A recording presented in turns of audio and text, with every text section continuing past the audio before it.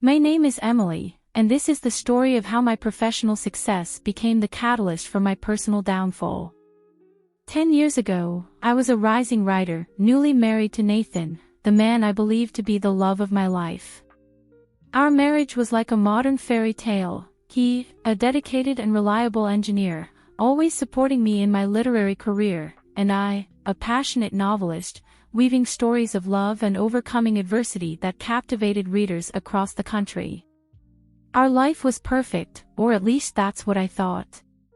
We lived in a cozy house in the suburbs of Chicago, with a small garden where I used to sit and write on sunny days. Nathan and I had a comfortable routine: breakfast together before work, affectionate messages during the day, and quiet evenings sharing our daily experiences. It was on one of those nights, about a year ago, that I received the news that would change everything.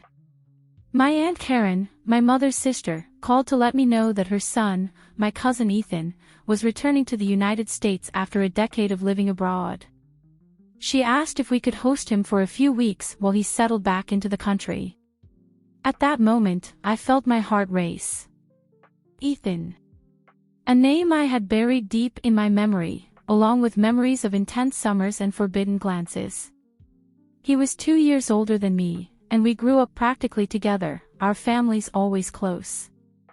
There was a connection between us that went beyond kinship, an unresolved tension that hung in the air every time we were together. I remember the last summer before he left for Europe. We were 18 and 20 years old, respectively. We spent entire days at the beach, talking about our dreams and ambitions. At night, sitting on the sand looking at the stars, there were moments when the silence between us screamed louder than any word. We almost kissed once, drunk on cheap wine and youth, but something stopped us at the last second. Maybe fear, maybe common sense. He left a week later, and I forced myself to forget him, to bury those confused and intense feelings. And now, 10 years later, he was coming back. I told Nathan that there was no problem hosting Ethan, trying to sound casual. My husband, always helpful, agreed immediately. How could he know the whirlwind of emotions that simple decision would unleash? Ethan arrived on a Sunday afternoon. When I opened the door, it was as if time hadn't passed. He was taller, more muscular, with a well-trimmed beard that gave him a more mature look. But his eyes, those green eyes that seemed to read my soul, remained the same. We hugged, and I felt a shock run through my body. The first few days were strange. There was a tension in the air, an electricity that I tried to ignore. Nathan, oblivious to everything, was the perfect host, taking Ethan to see the city, introducing him to his friends. I kept my distance, immersed in my work, trying to ignore Ethan's magnetic presence in our house. It was on a night when Nathan had to travel for work that everything changed. Ethan and I were left alone in the house for the first time.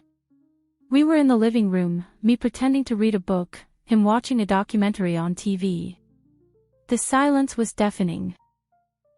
He said suddenly, using the nickname that only he used, "We need to talk." I looked up from the book, my heart beating fast. About what? He got up and came to sit beside me on the couch. Too close. About us. About what happened, or almost happened, 10 years ago. I swallowed hard. Ethan, I'm married now. There is no us. He took my hand, and I felt as if an electric current passed through me. Can you tell me, looking into my eyes, that you feel nothing for me? At that moment, all the willpower I had built over the years crumbled. I looked into his eyes and saw reflected in them the same desire, the same repressed passion that I felt.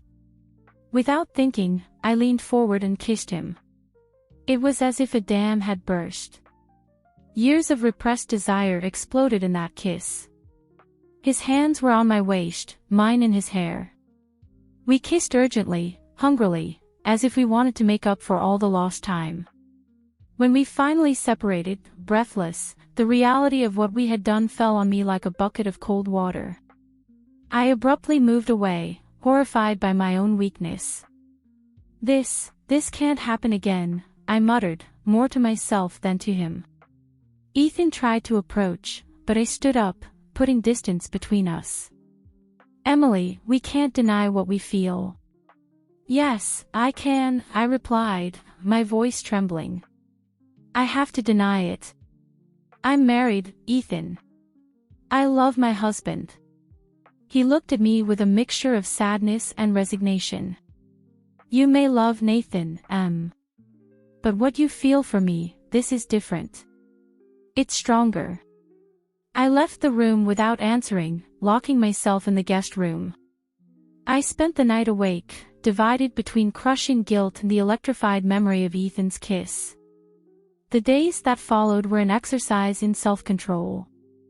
I avoided being alone with Ethan, always making excuses to go out when Nathan wasn't home. But the tension between us was palpable, charging the air with a dangerous electricity. It was on an afternoon, 2 weeks after the kiss, that I succumbed again. Nathan was at work, and I was in my office, trying to write. Ethan entered without knocking, his eyes burning with an intensity that took my breath away. We can't go on like this, he said, his voice hoarse. It's killing me to be so close to you and not be able to touch you. I knew I should send him away, reaffirm my marriage vows, my loyalty to Nathan. But when he approached, all my logical reasoning evaporated. We kissed with an overwhelming passion, our hands exploring long-desired bodies. We made love right there, on my work desk, papers and pens falling to the floor. It was intense, urgent, almost desperate. When we finished, lying on the office floor, the reality of what we had done began to weigh on us. What have we done, Ethan? I murmured, tears beginning to form in my eyes. He pulled me close, kissing my forehead. What our hearts have wanted for years, That was the beginning of a torrid and devastating affair. We met whenever we could, taking advantage of every moment Nathan was away. It was an intoxicating mix of passion and guilt, desire and remorse. I felt divided, torn between the safe and reliable love I felt for Nathan and the overwhelming passion that Ethan awakened in me. Every night, lying next to my husband, I hated myself for my weakness, swearing that it had been the last time. But one look from Ethan the next day was enough for all my resolutions to dissolve.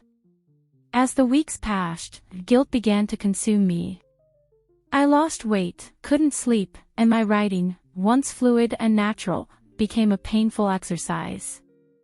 Nathan, worried, asked what was wrong, and each question was like a knife in my heart. It was on one of those sleepless nights that I had the idea. If I couldn't confess, maybe I could exorcise my demons through writing. I started working on a new novel, the story of a woman trapped between love for her husband and an overwhelming passion for another man. Every word I wrote was a veiled confession, every scene a memory disguised as fiction. The book flowed from me like a torrent. In a few weeks, I had a first draft. I showed it to my agent, who was ecstatic. "This is gold, Emily," he said. "Your writing has never been so raw, so honest." As the book took shape, my affair with Ethan began to change. The initial excitement of the betrayal gave way to a deeper, more dangerous intimacy. It was no longer just physical desire, we were falling in love. One night, lying in the bed of a cheap hotel, our usual meeting place, Ethan surprised me. "Let's run away together, he said, his eyes shining with intensity.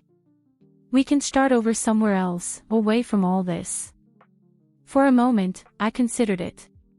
The idea of a new life, free from lies and guilt, was tempting. But then I thought of Nathan, how devastated he would be. I thought about my career, the book that was about to be released. "I can't, Ethan," I replied, feeling my heart break. "I have a life here, responsibilities." He pulled away, hurt. "You mean you're afraid to leave your comfortable life?" His words hit me like a slap. "It's not fair to say that. "What's not fair is what we're doing to Nathan," he retorted. "If we can't really be together, maybe we should end this once and for all." I left the hotel that night with a heavy heart, knowing that something fundamental had changed between us. The following weeks were a whirlwind. My book was about to be released, and the publisher was planning a big marketing campaign. Interviews, book signings, public readings, my schedule was packed. In the midst of all this frenzy, my affair with Ethan cooled. We still saw each other occasionally, but the initial magic had been lost. The guilt, once an exciting spice in our forbidden relationship, now weighed like an anchor. The book launch was a resounding success. Divided Hearts debuted at the top of the bestseller lists, and critics were unanimous in praising the emotional depth and raw honesty of the narrative. I remember the launch night. I was in a large bookstore in downtown Chicago, surrounded by fans and journalists. Nathan was by my side, proud, holding my hand as I signed copies and smiled for the cameras. Ethan was there too, standing at the back of the room, his intense gaze piercing me. It was on this night that everything started to crumble. Nathan, who until then had not read the book, always respecting my creative space, picked up a copy and started flipping through it while I was giving interviews. I saw his face change as he read, going from pride to confusion, and then to horrified understanding. When I finally got a moment alone with him, back at home, Nathan was pale, holding the book as if it were a bomb about to explode. "Emily," he said, his voice trembling, "this book, it's about us, isn't it?" I felt my heart sink. "It's fiction, Nathan. You know I draw inspiration from real experiences, but..." He interrupted me, his voice now laden with anger. "Don't lie to me. The details, the scenes, they're too specific. Emily, look me in the eye and tell me you're not having an affair with Ethan." At that moment, all the lies I had built crumbled. I looked at Nathan, the man I loved and had betrayed, and saw in him a pain so deep that it left me speechless. "I'm sorry," was all I could say, tears running down my face. Nathan staggered backward as if he had been punched. "How long?" he asked, his voice a hoarse whisper. "Since he came back," I confessed, feeling each word like a stab in my own heart. The silence that followed was deafening. Nathan stood still, staring at nothing, while I sobbed, begging for forgiveness. Finally, he spoke. "You turned our life into a bestseller, Emily. I hope it was worth it." With those words, he left the house, taking only a small suitcase. I spent the night awake, frantically calling his cell phone, leaving desperate messages that went unanswered. The next morning, I received a text message from Ethan. "I need some time to think. Don't try to contact me for a while." In a matter of hours, I had lost everything: my husband, my lover, my peace of mind. The success of the book, which should have been the pinnacle of my career, now seemed like a cruel joke of fate. The days that followed were a blur of pain and regret. I alternated between periods of uncontrollable crying and deep apathy. My phone rang constantly, my agent wanting to confirm interviews, journalists seeking statements, fans sending messages of admiration. Each compliment about my book was like salt in an open wound. A week after the launch, I received a call from Nathan. My heart raced when I saw his name on the phone screen. "Nathan," I answered, my voice trembling with hope and fear. "Emily," he replied, his voice cold and distant. "I'm calling to let you know that I'll be stopping by the house tomorrow to pick up the rest of my things. I'd prefer if you weren't there." I felt as if the ground had disappeared beneath my feet. "Nathan, please, can we talk? I know I was wrong, but..." "There's nothing to talk about," he interrupted me. "You made your choice when you decided to betray our marriage. And then, you turned that betrayal into a commercial product. There's no coming back from that." I tried to argue, to plead, but he hung up. I stared at the silent phone, feeling the weight of my actions crushing me. The next day, I respected Nathan's wish and left the house. I spent the day wandering around the city, unable to concentrate on anything. When I returned at night, half of our closet was empty, and several of Nathan's personal belongings had disappeared. On the living room table, I found the divorce papers. It was at this moment that the reality of the situation hit me with full force. My marriage was over. 10 years of love, companionship, and trust, destroyed by my weakness and selfishness. Desperate for some kind of connection, I called Ethan. The phone rang several times before going to voicemail. I left a message broken by sobs, begging him to call me back. Days passed without a response. I began to realize that Ethan had abandoned me too. The man for whom I had risked everything simply disappeared when things got tough. Meanwhile, Divided Hearts continued to climb the bestseller lists. My agent was pressuring me to make public appearances, give interviews, capitalize on the book's success. But I could barely get out of bed, let alone face the public. One morning, about 2 weeks after the confrontation with Nathan, I received a call from an unknown number. It was Ethan's mother. "Emily," she said, her voice laden with disapproval, "I thought you should know. Ethan went back to Europe last night. He asked me not to tell you, but, well, I think you deserve to know." I remained silent, unable to process the information. Ethan had left, without even saying goodbye. "He left a letter for you," my aunt continued. "I can read it, if you want." I agreed, my voice a hoarse whisper. Ethan's letter was short and painful. He said he loved me, but that he couldn't bear the weight of guilt and destruction that our affair had caused. He needed a fresh start, away from everything and everyone that reminded him of me. When my aunt finished reading, I was crying silently. "Thank you for telling me," I managed to say before hanging up. That night, sitting alone in my empty house, I faced the cruel truth that I had refused to see. I had destroyed my marriage, deeply hurt the man who loved and trusted me, and for what? For a passion that proved to be as volatile as it was intense. Ethan, the man for whom I had risked everything, had fled at the first sign of difficulty. The following months were an exercise in survival. I plunged into a deep depression, rarely leaving the house. My agent and my publisher were furious with my refusal to promote the book, but I couldn't bear the idea of talking about it, of pretending it was just fiction when every word was a testimony to my betrayal. Ironically, the scandal surrounding my personal life only increased book sales. Rumors emerged that Divided Hearts was, in fact, a disguised confession. Gossip journalists tried to discover the identity of the cousin in real life, speculating about various men I had been seen with over the years. Nathan, for his part, maintained a dignified silence. He refused to give interviews or make any public comment about our separation. His discretion only increased my guilt and regret. I tried to contact him several times, leaving voicemail messages begging for a chance to talk, to explain. But he never responded. Through mutual friends, I learned that he had requested a transfer at work and moved to another city.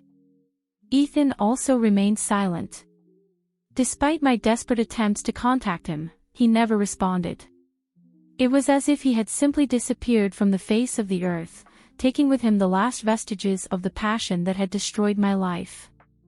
As the months passed, I slowly began to emerge from my cocoon of depression. Not because I had overcome the situation, but out of sheer necessity for survival. I started accepting some interviews, always refusing to talk about my personal life and focusing strictly on the creative process behind the book. It was during one of these interviews that I had a painful epiphany. The journalist, a perceptive middle-aged woman, asked me, "Emily, your book talks a lot about the consequences of the choices we make. If you could go back, what would you do differently?" The question caught me off guard. For a moment, I thought about giving an evasive answer, but something inside me broke. I looked directly at the camera and said, I would choose honesty. I would have been honest with myself about my feelings, honest with my husband about my doubts. Maybe, if I had been brave enough to face the truth from the beginning, I wouldn't have caused so much pain. That interview went viral.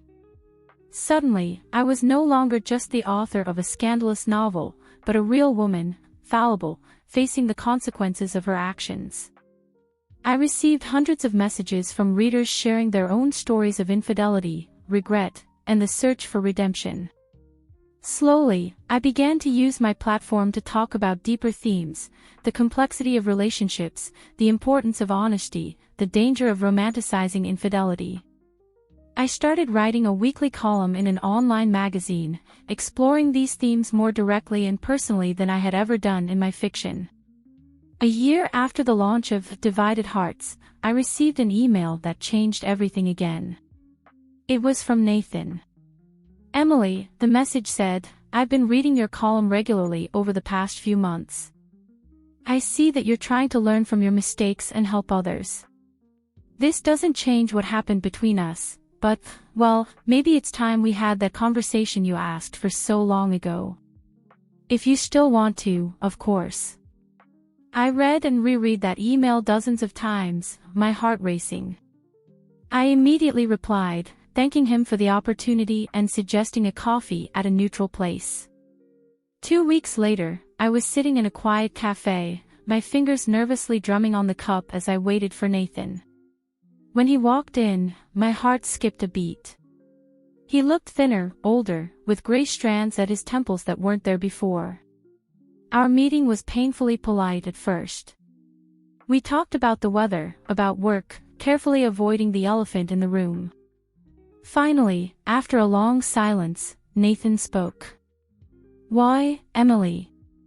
I just want to understand, why? I swallowed hard, feeling the weight of that question.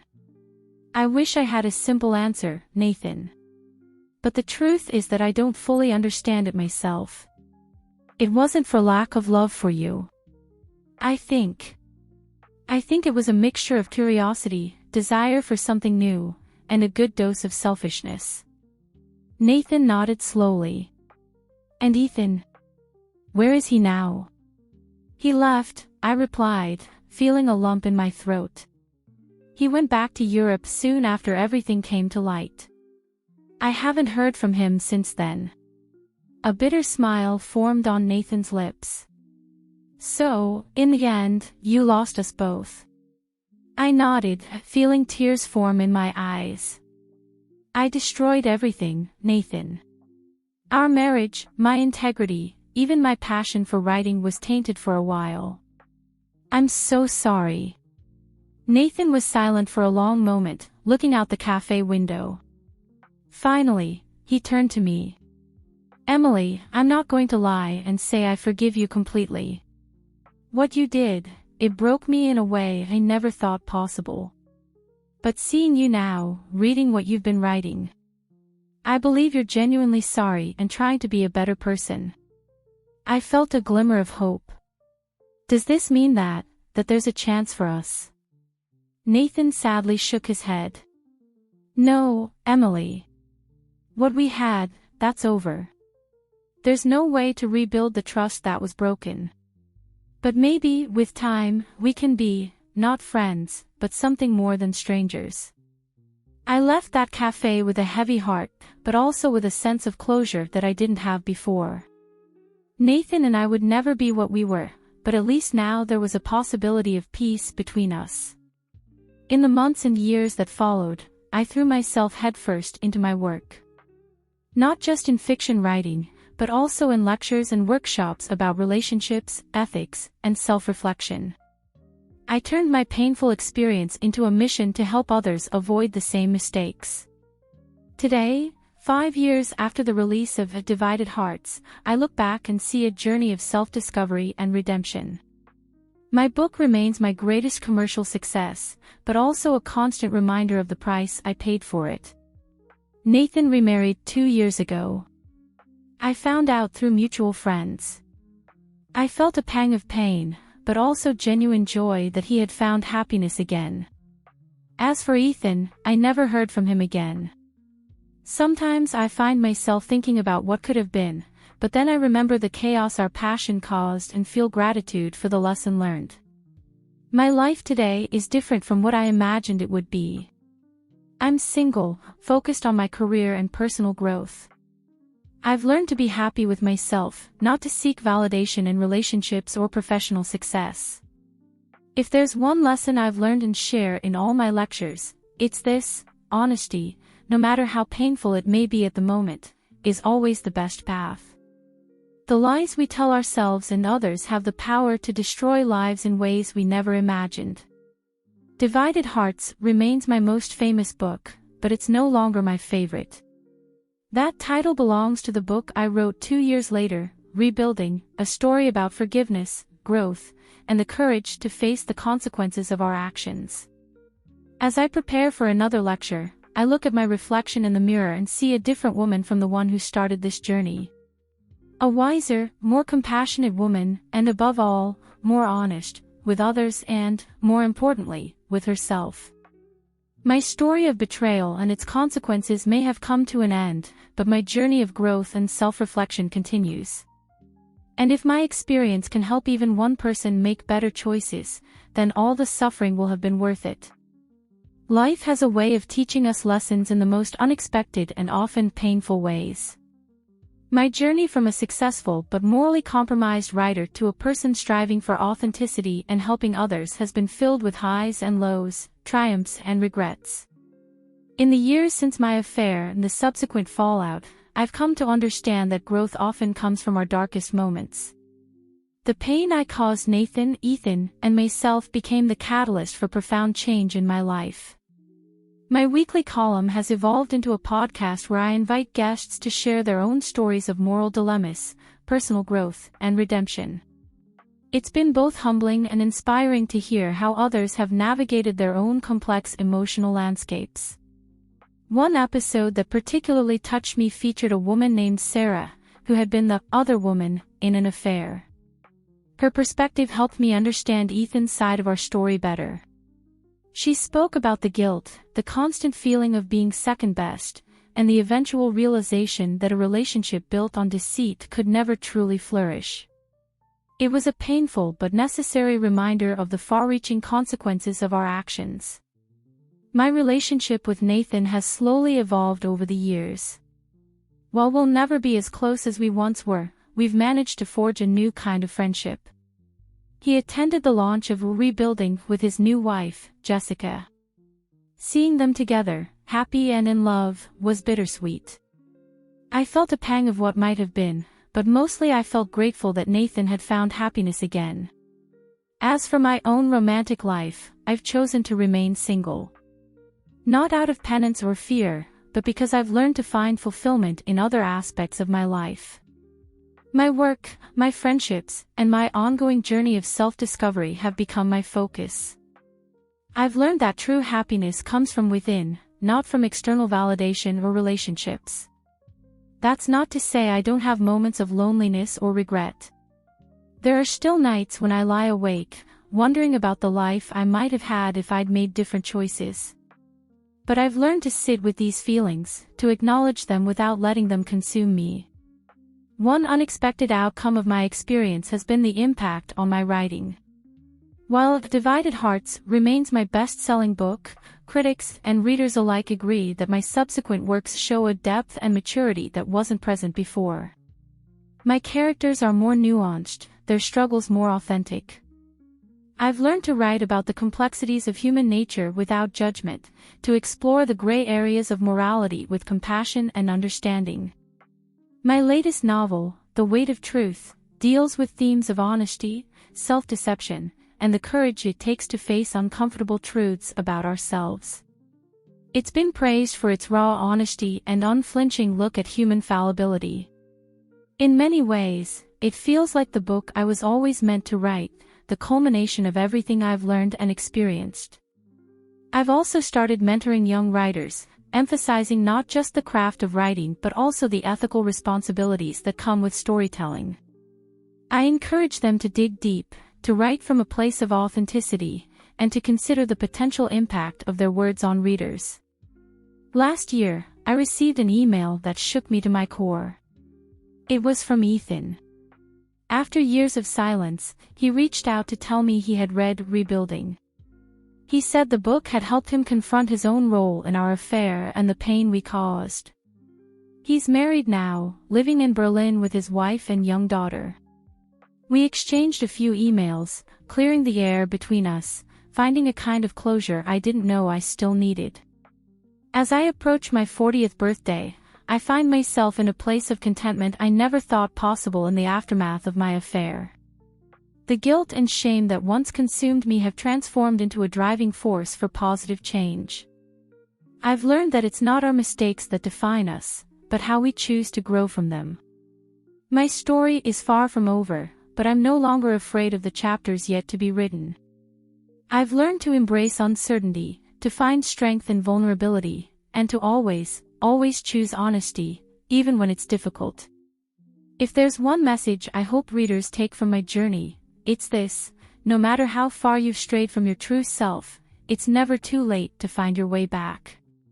The path may be difficult, painful even, but the journey toward authenticity and self-forgiveness is always worth it. As I prepare for my next speaking engagement, I take a moment to reflect on the woman I've become. The Emily who stands before me in the mirror is not perfect, far from it. But she's real, she's honest, and she's continually striving to be better. And in the end, isn't that all any of us can really hope for?